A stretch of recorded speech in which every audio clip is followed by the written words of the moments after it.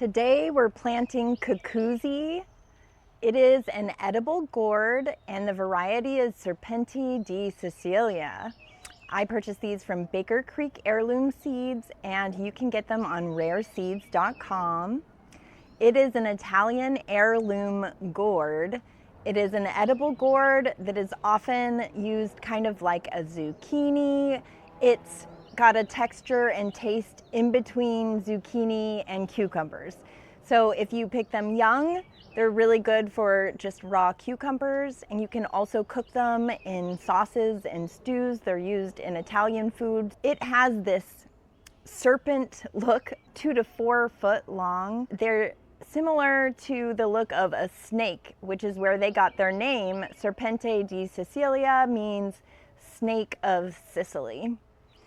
They also do super well in extreme heat. They're heat loving, and in our climate that is super important.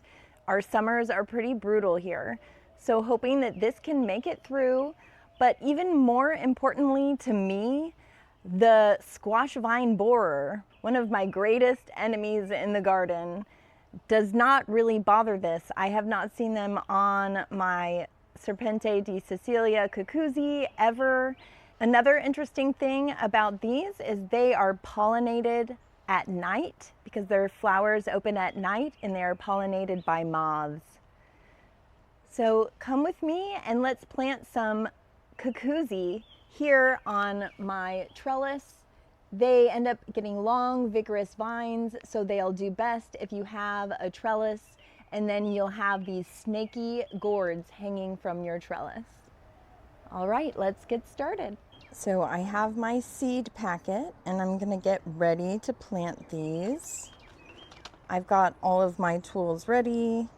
I've got 2 different dibblers. These are a device that you can use to make a hole, and they do have the measurements on them. It's kind of hard to see.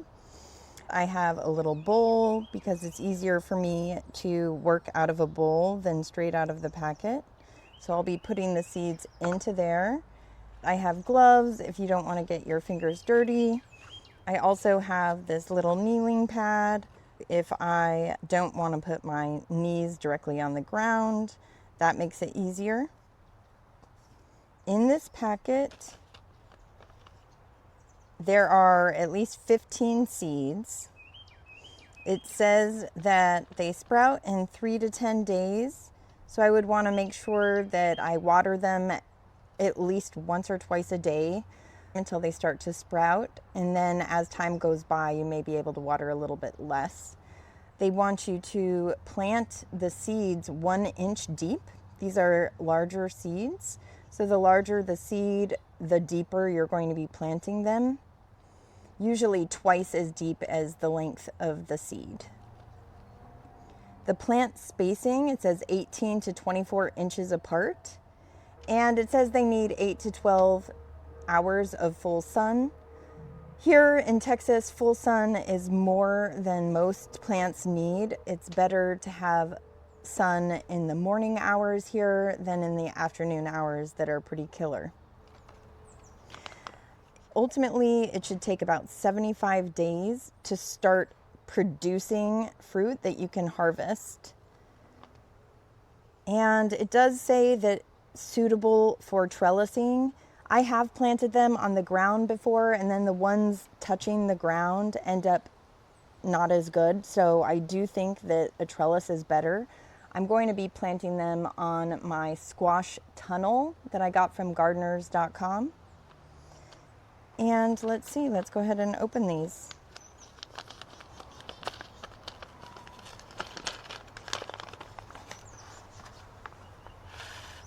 Okay, so these are really large looking seeds.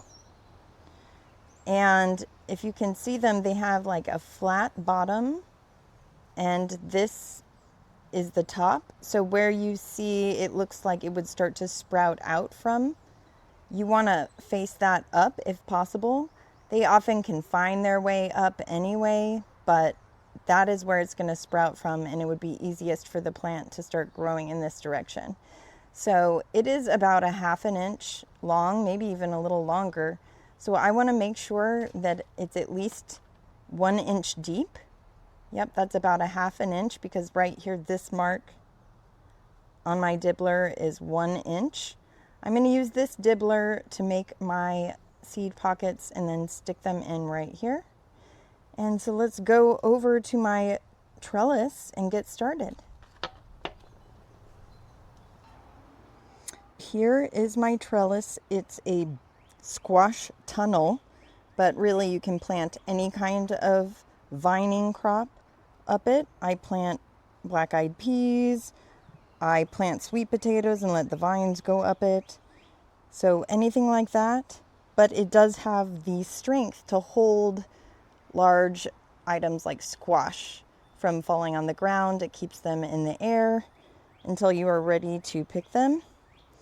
So I'm going to plant them on both sides here, and I will have a mix of things, including also more sweet potatoes and black-eyed peas this year. I'm going to plant on both sides of the trellis. It's always exciting planting new seeds because a lot of the work in the garden is things like weeding. This is the more fun kind of work. I already have some garden straw on the ground, so I'm just going to move whatever kind of mulch you have until you see the bare ground, and then use my dibbler here to make the right size hole. If I was going to be planting them much closer together, I might just make a little trench, but for this I don't have as many seeds and they're bigger, so I'm just going to make a small hole for each one.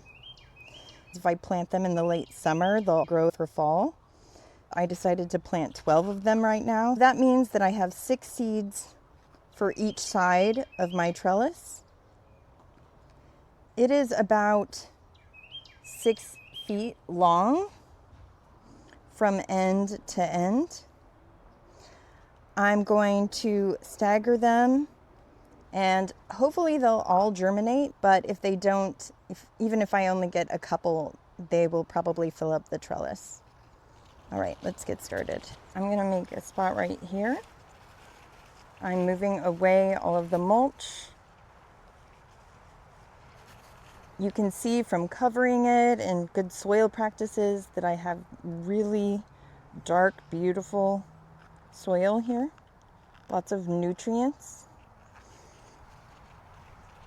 Okay, there we go. And then here, it's hard to see because this is so old, but the 1 inch mark is right here. So I'm going to press this in to the 1 inch mark. I'm going to take my seed, make sure that the smaller end where the sprout comes from is on top, and I'm going to stick that in facing up, and then cover it back up with soil. And for now I'm going to leave the mulch away until it germinates, and then I'll go ahead and push the mulch back later.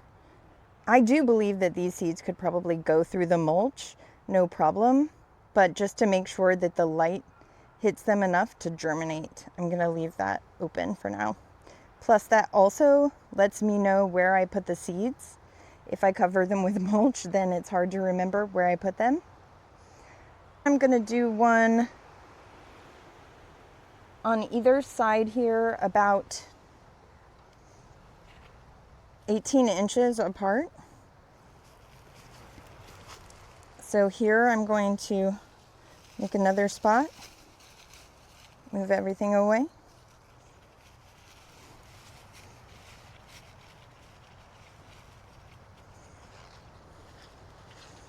Got my dibbler. Gonna find the 1 inch mark. Stick that in to 1 inch.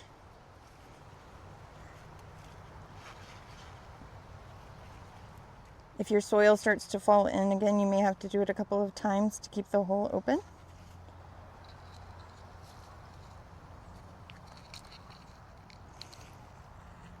Got my seed facing up. Stick it in. Ooh, hello worm. So that's a great sign as well. There are earthworms in my soil. Here, you can come over here for now.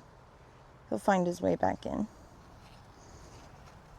Cover it back up with soil. And that one's done.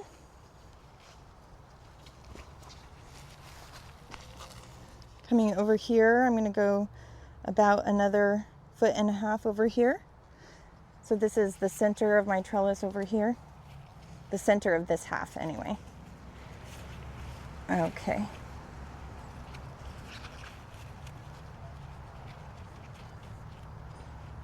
Okay, now I'm going to, again, same thing, repeat 1 inch deep.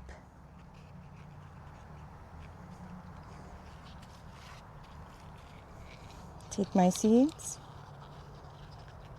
I'm going to stick that in and cover that up with soil. Pack it down just a bit. Okay, now I'm going to go to my other side.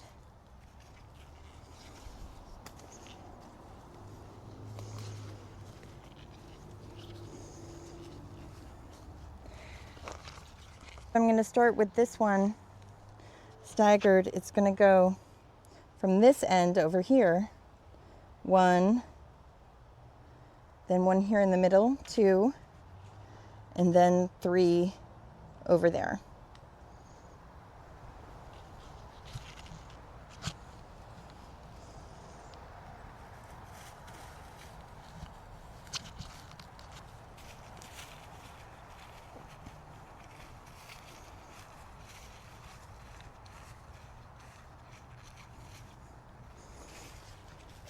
Okay. Repeat, looking for 1 inch deep.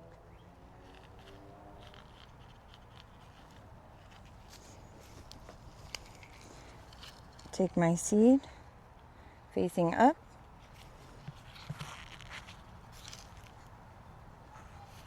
Stick that in, cover with soil.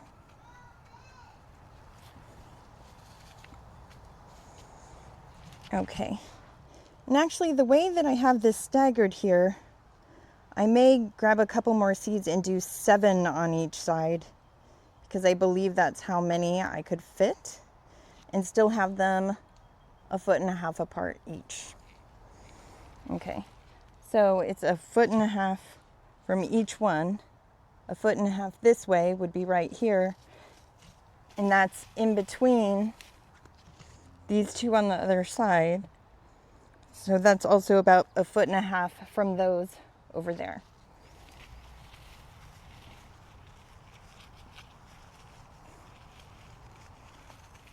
So much good stuff in here.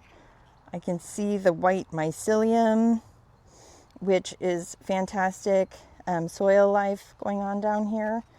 The soil is super dark and rich, which is not like most Texas soil. It took many years really to get the soil to this kind of color, and the color really shows that it's a high quality soil with a lot of life in it. If it was lifeless, it would be more like tan or very light brown, especially the kind of color you would see in a new construction site where the soil is bare, not covered. You're going to see a lot of light soil. Okay, put in another one.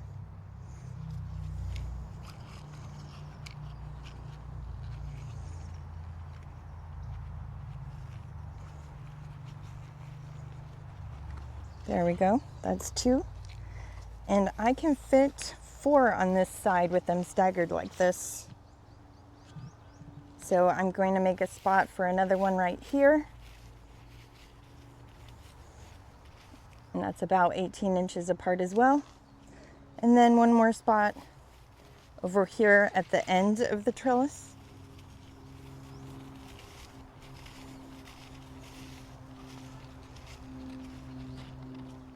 So that will make 7 on each side.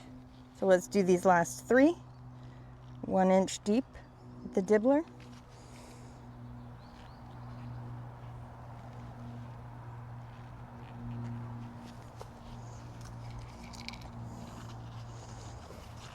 Putting in my seeds, one, closing it up.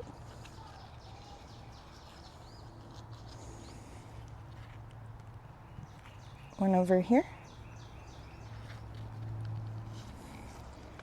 And this last one over here.